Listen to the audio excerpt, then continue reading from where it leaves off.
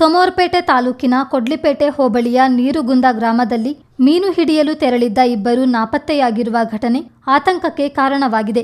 ತಡರಾತ್ರಿ ಹೊಳೆಗೆ ತೆರಳಿದ ನಾಗರಾಜ್ ಮತ್ತು ಶಿವರಾಜ್ ಎಂಬವರಿಗಾಗಿ ಪೊಲೀಸ್, ಅಗ್ನಿಶಾಮಕ ದಳ ಹಾಗೂ ಸ್ಥಳೀಯರು ಜಂಟಿಯಾಗಿ ತೀವ್ರ ಶೋಧ ಕಾರ್ಯ ನಡೆಸುತ್ತಿದ್ದಾರೆ. ಗ್ರಾಮದ ನಿವಾಸಿಗಳಾದ ನಾಗರಾಜ್ ಮತ್ತು ಶಿವರಾಜ್ ಗುರುವಾರ ತಡರಾತ್ರಿ ನದಿಗೆ ಮೀನು ಹಿಡಿಯಲು ತೆರಳಿದ್ದರು.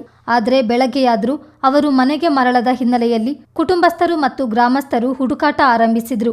ಮಾಹಿತಿ ತಿಳಿದ ತಕ್ಷಣ ಶನಿವಾರ ಸಂತೆ ಪೊಲೀಸ್ ಠಾಣೆಯ ಸಬ್ ಇನ್ಸ್ಪೆಕ್ಟರ್ ಚಂದ್ರ HY, ASI ಲಕ್ಷ್ಮೀ ಪ್ರಸಾದ್ ರೈ ಹಾಗೂ ಸಿಬ್ಬಂದಿ ಸ್ಥಳಕ್ಕೆ ಧಾವಿಸಿ ಪರಿಶೀಲನೆ ನಡೆಸಿದ್ರು.